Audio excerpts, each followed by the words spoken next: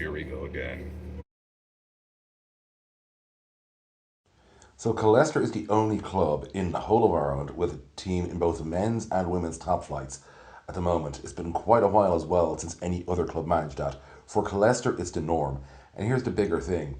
Winning has kind of been the norm for them as well of late. Last season, the men won the cup and were runners-up in the league, while the women won the league title, going back-to-back and are favourites to threepeat this year.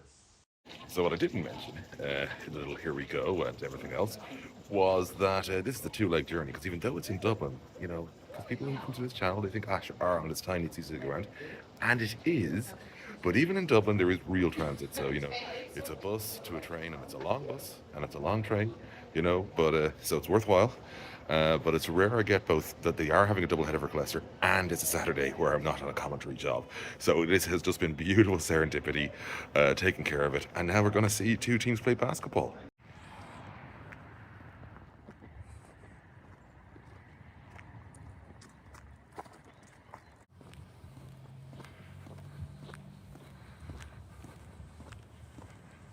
So about 30 minutes till tip in the first game here. And so it's going to be Killester's women against Glanmire. And just for a bit of context on how unusual it is to have two teams who are, you know, top flight, because obviously I've already mentioned how successful they are. But it's been quite a few years since it happened for somebody else. Mary did it before. You could argue UL did it, but they didn't really, because Huskies and Eagles were separate basketball clubs, just both linked to the university. There have been other examples, but it's really, really uncommon. Celtics nearly pulled it off with a near double promotion this season. Their men went up, their women missed out in the promotion playoffs. That's from Limerick. But it's really, really close. So whereas Killester, it's just normal. Like, they have always had top flight teams in both. It's just what they do, it's who they are. And that kind of makes it stand out to me as sort of this wonderful story in Irish hoops.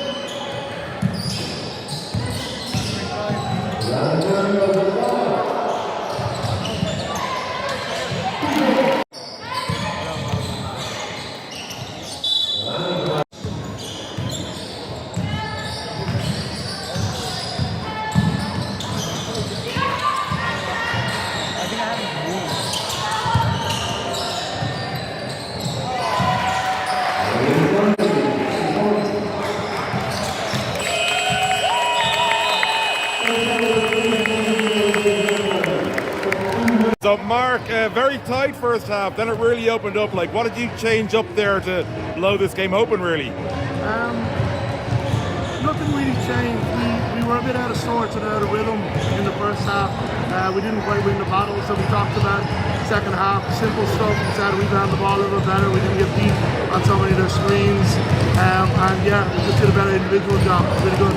And like defensively, that second half, like, you know, you really shut them down. Like, what were you saying to the players at half time to tighten things up? We probably got the matchup wrong. Got the matchup wrong in the first half. Sam was able to do a great job on their number 10. And after that, then, great team effort. There was always help, there was always rotation. It looked pretty good.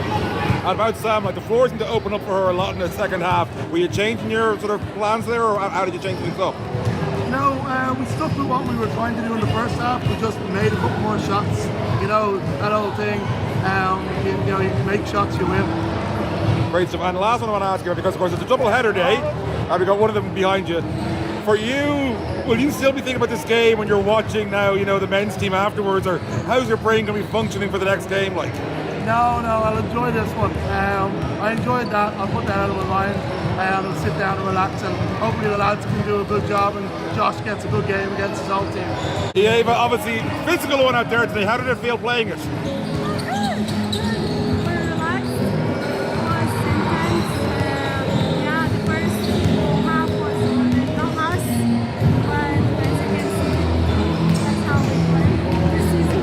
And obviously huge margin in the end, like you really, as a team, came together second half.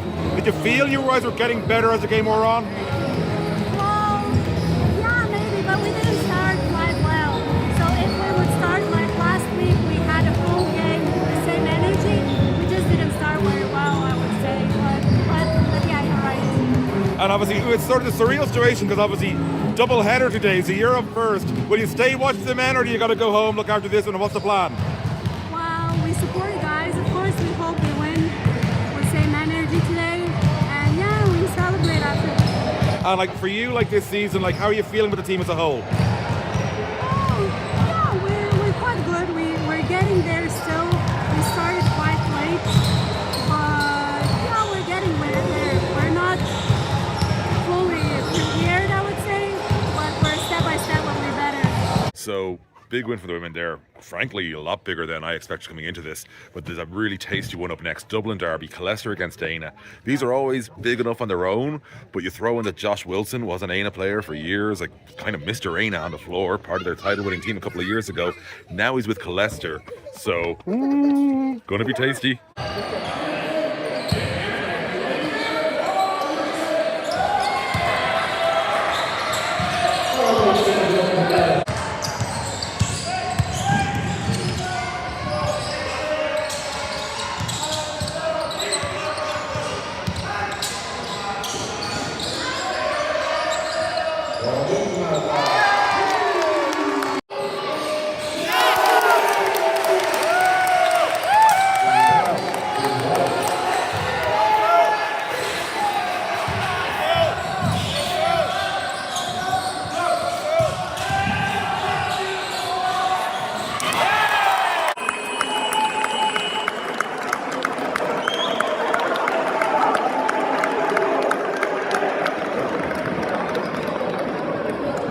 Sort of delay here, so we're holding up the second quarter because we're this close to the sideline that the ref has to wait for all the fans to get past. That's how boxy it is. Amazing. Like, sir, this isn't Zoom. This is regular Zoom.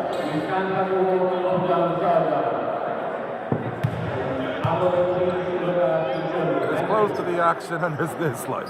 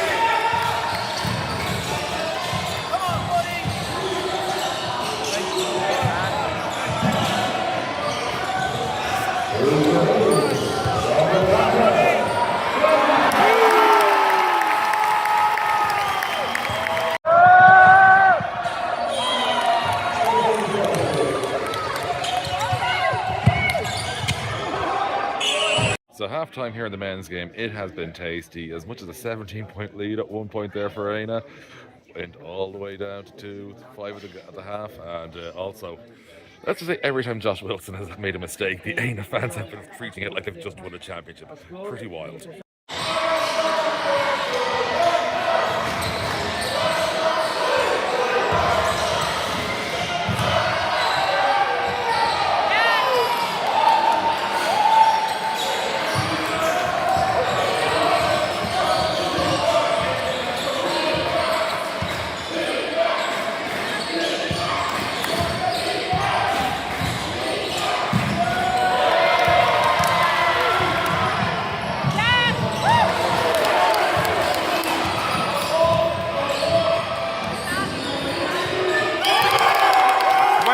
To 2 run for Éanna.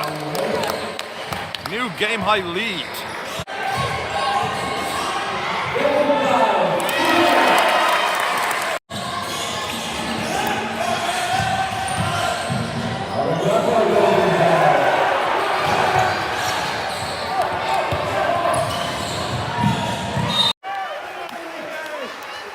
This game is kind of drunk, but the actual game, I think, is actually strength.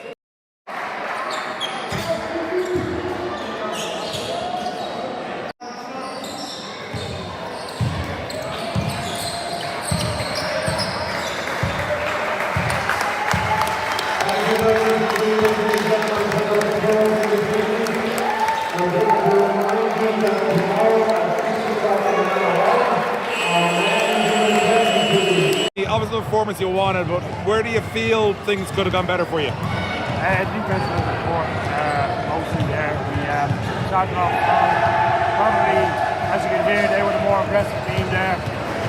So yeah, we're disappointed. It's early in the season, but it's not a good market to play down for your first home game. Obviously, because it's a big day here, you have a double header at home. Obviously, you guys had the boost in the women winning first. Did that help at all mentally for you guys coming into this at all? No, he said really didn't. But again, I think we're an experienced team, and it's just a little disappointed from all of us, me included. We weren't ready from the start of the game. They were the hungrier team, no matter how many times you say in practice. We knew they were going to come out. They didn't want the ball going too.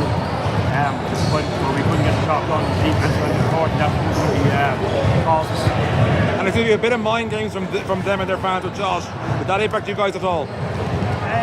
Hard to say. On that one, I think they obviously were up for it, as Josh was as well. Like Anthony, again, as the season goes on, these things dissipate a little bit. But I know we'll be ready for the next game we play them in Éanna. So, Jim, physical match out there, I think it's fair to say. Yeah, always a physical game in Killester. Like body-wise, like they're just so stacked. With the Baptiste there, he's a powerhouse. He's nearly impossible to move.